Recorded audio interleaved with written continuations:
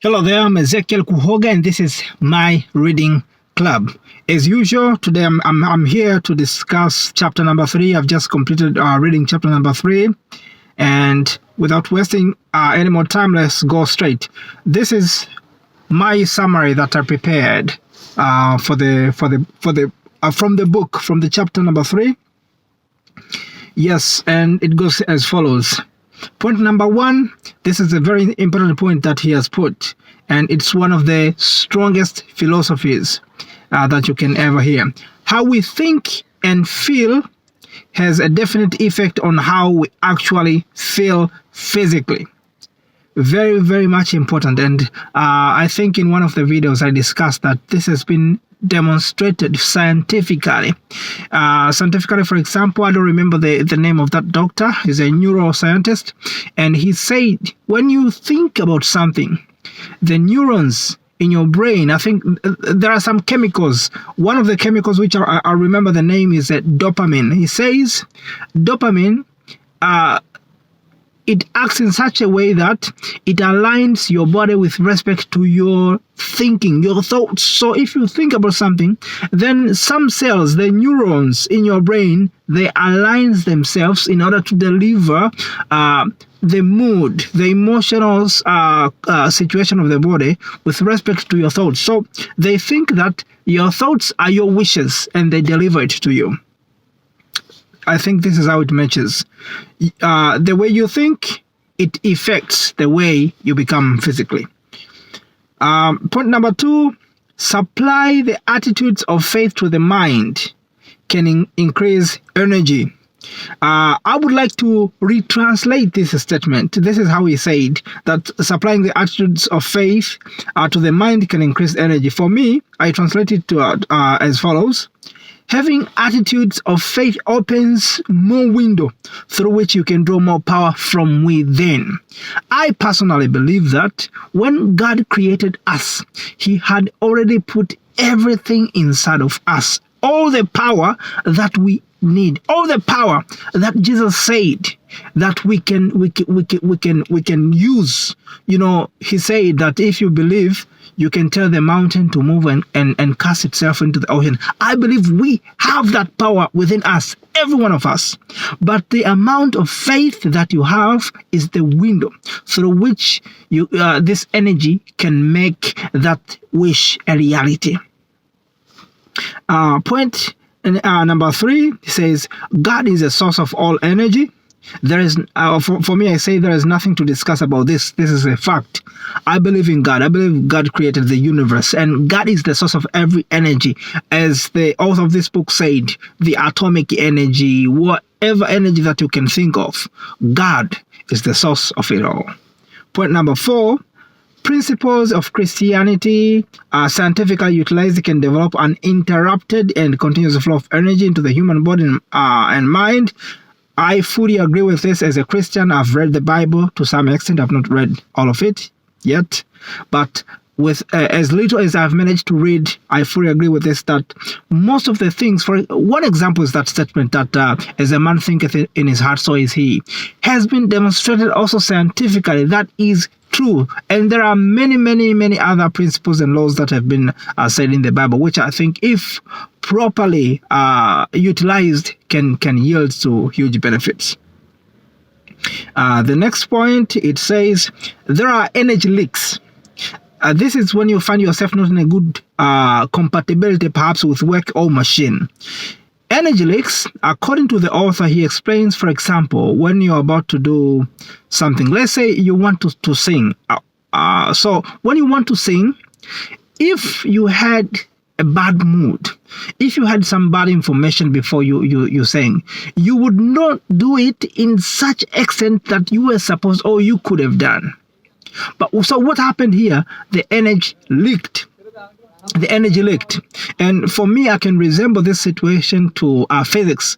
For those who studied physics, I don't even remember so much, but there was something called impedance, and for effective power transfer from the input to the output, the impedance match had to be there. There had to be a good impedance match. Otherwise, a lot of energy were being lost.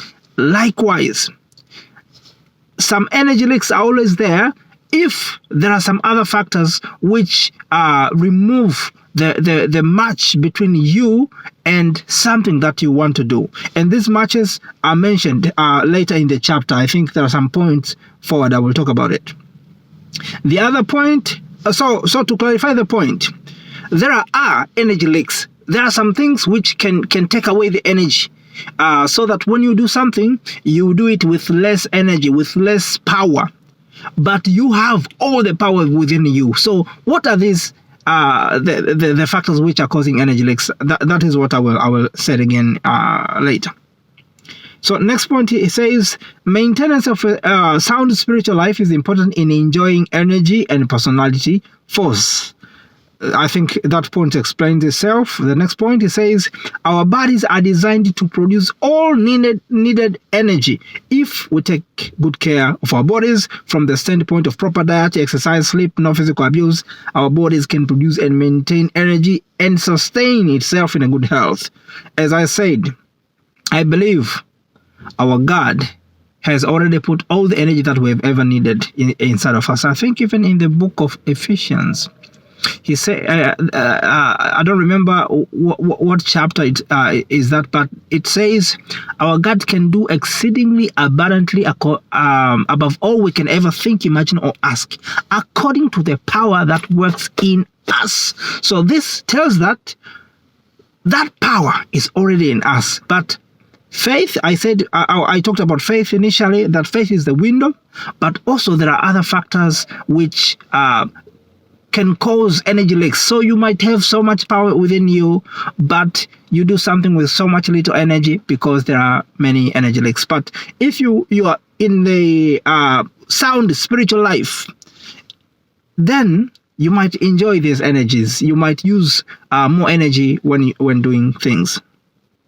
Next point, it says natural state of an individual, when the body, mind, and spirit work in harmony, is when there is a continuous replacement of a necessary energy. When your body, your mind, and the spirit, they work in harmony, he says this is the moment when you will always have that necessary needed energy. That means you are in peace with yourself.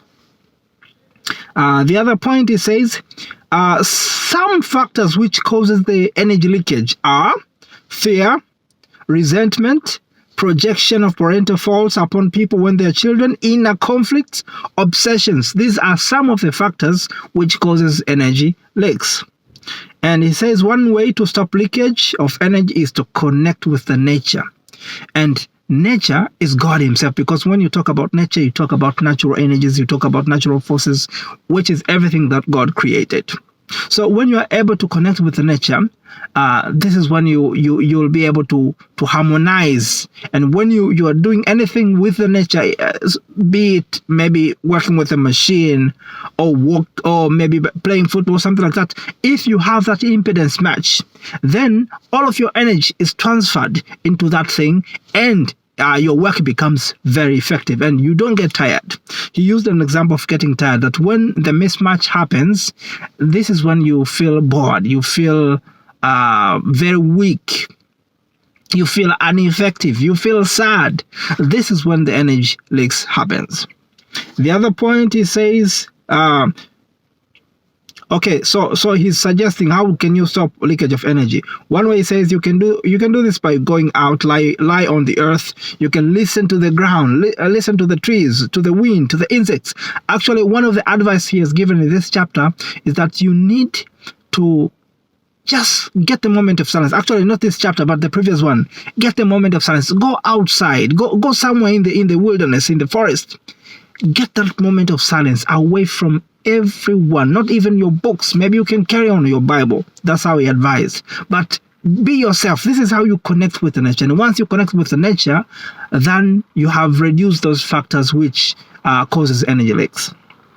The other point, he says, to be able to live with constant energy, it is important to get your emotional faults corrected. One of the factors which cause energy leaks is fault emotional status. For example, anger, hatred, sadness. These are the things which can cause energy leaks. That's why you feel out of mood. That's why you feel sad. That's why you feel unhappy.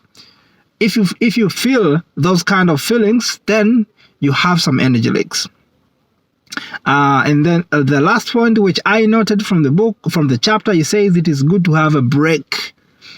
This is to avoid having a continuity of responsibility. If you work for too long, then you have risk of leaking out some energy. So he insists, even if you're working on something, don't overwork it, like continuously without any stop, but give yourself some break. Go to rejuvenate your energy. Go to be fresh again, and then when you come back to work, you will feel energized to do the work, and your efficiency will, if not be maintained, it will be improved. Yeah, I think that is all I have for today for chapter number 3. Thank you so much, and looking forward to start chapter number 4. Bye bye.